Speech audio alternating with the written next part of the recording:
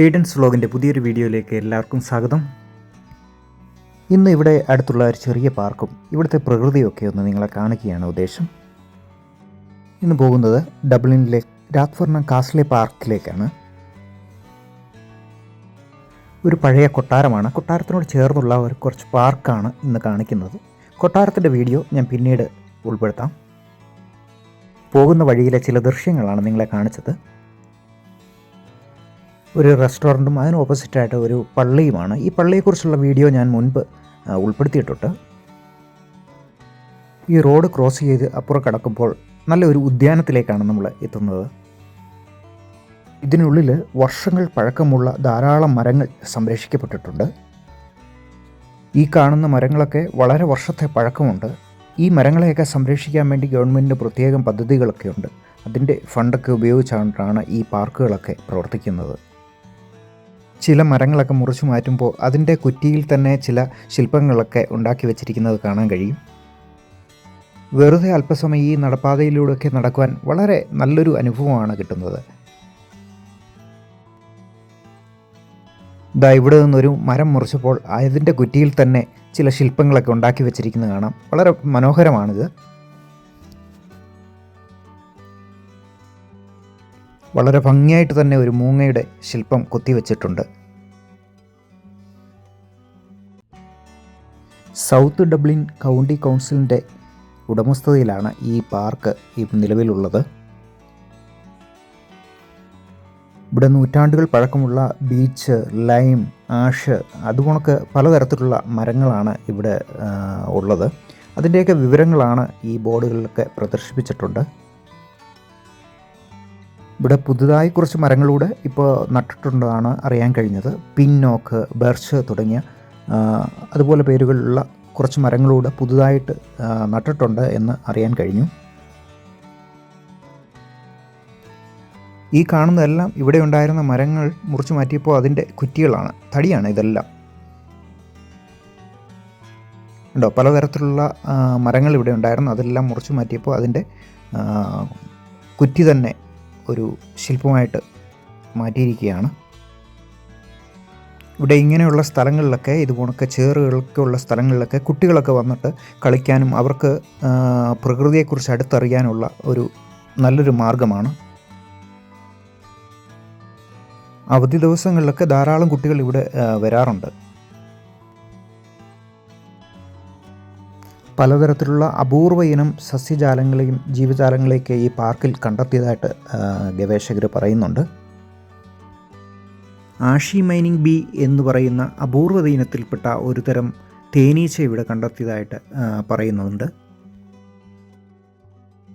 ആ നേരെ കാണുന്ന വെളുത്ത നിറത്തിലുള്ള കെട്ടിടമാണ് രാത്ഫർണം കാസ്ലെ, അതായത് രാത്ഫർണം കൊട്ടാരം. അത് 15-ാം നൂറ്റാണ്ടിലാണ് നിർമ്മിച്ചത്. ഏകദേശം 1583 ഈ കൊട്ടാരം നിർമ്മിച്ചതെന്ന് പറയപ്പെടുന്നു. ഇപ്പോൾ ഇതൊരു സാംസ്കാരിക നിലയമായിട്ടാണ് പ്രവർത്തിക്കുന്നത്. 1583 ആദം ലോട്ടസ് ആണ് ഇത് നിർമ്മിച്ചത്. അദ്ദേഹം ഇവിടുത്തെ ആർച്ച് ബിഷപ്പും ലോർഡ് ചാൻസലറും ഒക്കെ ആയിരുന്നു. അദ്ദേഹത്തിന് താമസിക്കാൻ വേണ്ടി ഒരു പ്രൗഢഗംഭീരമായ കൊട്ടാരം വേണമെന്ന് ആഗ്രഹിച്ച് അങ്ങനെ കൊട്ടാരമാണിത്.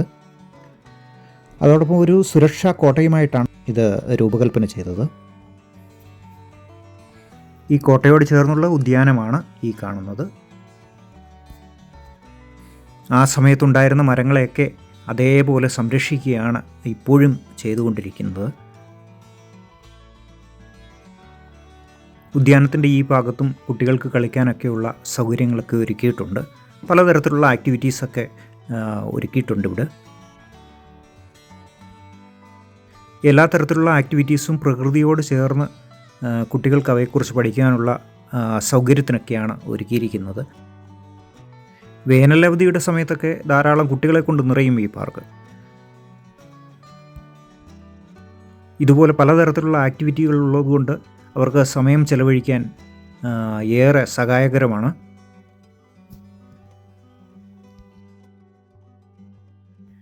ഇവിടെ നിന്ന് മുറിച്ചിട്ടുള്ള മരങ്ങളൊക്കെ ഇവിടെ തന്നെ പലതരത്തിൽ ഉപയോഗിച്ചിരിക്കുകയാണ്, പലതരം ആക്ടിവിറ്റികൾക്കായിട്ടൊക്കെ ഉപയോഗിച്ചിരിക്കുകയാണ്. ഇതാ ഒരു വലിയ വർഷങ്ങൾ പഴക്കമുള്ള ഒരു മരമാണ്. ഇതാ അതിനുള്ളിൽ തന്നെ ഹോളൊക്കെ വീണിട്ട് പോലും അത് മറിഞ്ഞു വീഴില്ല എന്ന് ഉറപ്പുള്ളത് കൊണ്ടാണ് അത് അങ്ങനെ സംരക്ഷിച്ചിരിക്കുന്നത്. ഇതാ ഇതുപോലെ പലതരത്തിലുള്ള ആക്ടിവിറ്റികൾ ഇവിടെയുണ്ട്.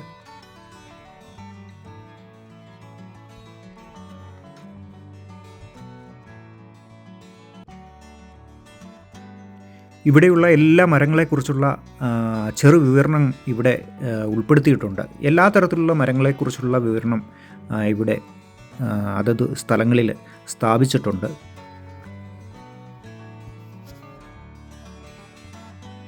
രാവിലെ വൈകിട്ടുമൊക്കെ എക്സർസൈസൊക്കെ ചെയ്യാൻ വേണ്ടി ധാരാളം ആളുകൾ ഇവിടെ ഉപയോഗിക്കാറുണ്ട്. ഈ സ്ഥലങ്ങളൊക്കെ ഉപയോഗിക്കാറുണ്ട്.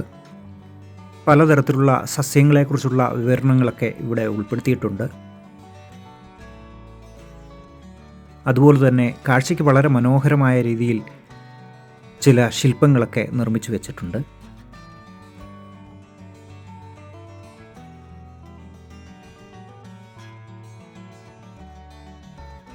വളരെ നല്ലൊരു കുളമുണ്ട്. ആ കുളത്തിൽ ധാരാളം താറാവുകളെയും മറ്റു പലതരത്തിലുള്ള ജീവജാലങ്ങളെയൊക്കെ കാണാൻ കഴിയും.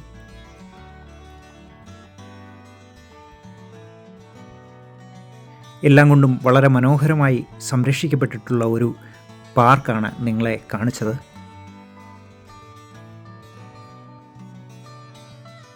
അയർലൻഡിൽ നിന്നുള്ള വളരെ മനോഹരമായ കാഴ്ചകളുമായിട്ട് വീണ്ടും കാണാം. Thanks for watching.